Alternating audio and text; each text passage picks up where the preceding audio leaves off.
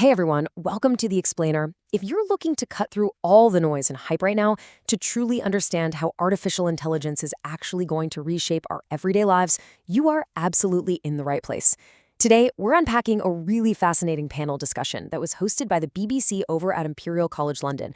We'll be digging into the minds of three world-leading AI engineers who are completely moving past the sci-fi tropes to build tech that solves some of humanity's most complex problems. We're going to explore their distinct viewpoints on how this stuff works and, honestly, more importantly, how it's going to help us. Okay, let's dive into this. Our agenda today covers 6 areas: meet the panel, revolutionizing healthcare, robots for social development, the path to AGI, roadblocks and regulations, and finally, our future with AI. Section 1. Meet the panel, the leaders of the AI era. To really understand the technology, we have to understand the profoundly human motivations of the people actually building it, right? So let's meet our 3 pioneers. First up, we've got Regina Barzilay, a distinguished professor at MIT focusing on AI and healthcare. Next is Paolo Pirjanian, who actually started his career working on Mars rovers for NASA and is now the CEO of Embodied, where he builds emotionally intelligent robots. And finally, David Silver from Google DeepMind. He's the lead researcher behind AlphaGo, the AI that literally shocked the world by defeating the human champion at the massively complex game of Go. Each of them brings a completely distinct viewpoint to the table. Let's start with Regina. Section 2. Revolutionizing Healthcare with Regina Barzilay. Now, what's really interesting about Regina's story is that her focus on healthcare marks this massive, deeply personal pivot in her career. Back in 2003, she was already this established MIT faculty member working on natural language processing. But in 2014, everything changed.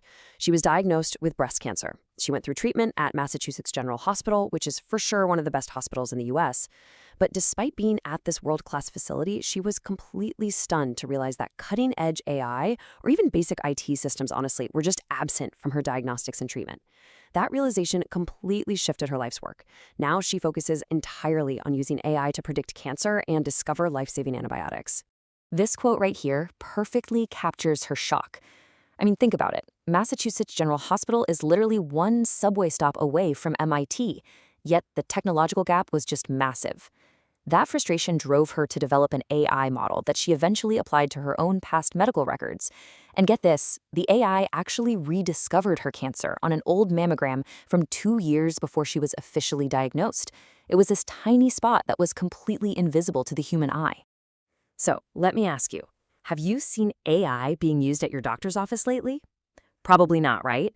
We have this crazy contrast. On one hand, we've got these breathtaking capabilities, finding unseeable cancer spots, discovering the first new antibiotic in 3 decades for drug-resistant bacteria like MRSA. But on the other hand, we have these really depressing real-world blockers. It's not the tech holding us back, it's constantly shifting regulations and archaic billing systems. Regina actually pointed out a study showing that US doctors can lose money by using AI. Why? Because billing is tied to the amount of time they spend with a patient, not how efficiently they cure them. It's wild. Section 3. Robots for Social Development with Paolo Pirjanian. That systemic friction we just talked about? Well, it's a perfect transition to our next panelist, Paolo Pirjanian, who's tackling a massive gap in another crucial area, childhood social development. Paolo's inspiration actually comes from his own feelings of alienation as a young immigrant trying to fit into new societies. He points out a truly staggering statistic: 1 in 30. That's the current prevalence of autism in children in the US. To put that into perspective, just 10 years ago, that number was 1 in 200. This rapid increase has created a massive labor shortage. There simply aren't enough human therapists out there to provide the companionship and social training these kids desperately need. And this brilliantly illustrates how Paolo is trying to bridge that gap. He developed an emotionally intelligent robot to act as a companion. And listen, these are not just toys. They are meticulously designed to help kids practice foundational social skills. Step 1, eye contact. Step 2, turn-taking. Step 3, joint attention. Because the robot has a face, makes eye contact, and actually expresses empathy, children often open up to it way faster than they might to a human therapist. But I want to be super clear here, and Paolo emphasizes this heavily. This is absolutely not about replacing human contact. It's all about integration. Think of the robot like training wheels. It provides this safe, patient, non-judgmental space for a kid to build up their social muscles, so they can eventually take those training wheels off and successfully integrate into human society. Section 4, The Path to AGI with David Silver. So while Paolo is focusing on empathy, David Silver over at Google DeepMind is focused on teaching machines human-like intuition. Let's look at his path from narrow AI to the ultimate grand challenge. His big breakthrough was reinforcement learning. Basically, it's a system that learns from its own experience through trial and error, kind of how we learn. It's exactly how his team built AlphaGo. In the incredibly complex game of Go, human grandmasters rely on gut intuition about how the board will look 300 moves ahead. Using reinforcement learning, AlphaGo actually developed its own human-like creativity to beat the world's best human player. So the crucial point is understanding how this learning actually happens. For us humans, we learn through physical and emotional feedback, right? We touch a hot stove, we get burned. We do a good job, we get rewarded with a tasty cookie. Machines don't feel heat or eat cookies. Instead, machine learning relies entirely on a single numerical signal. A positive number for a good action, a negative number for a bad one.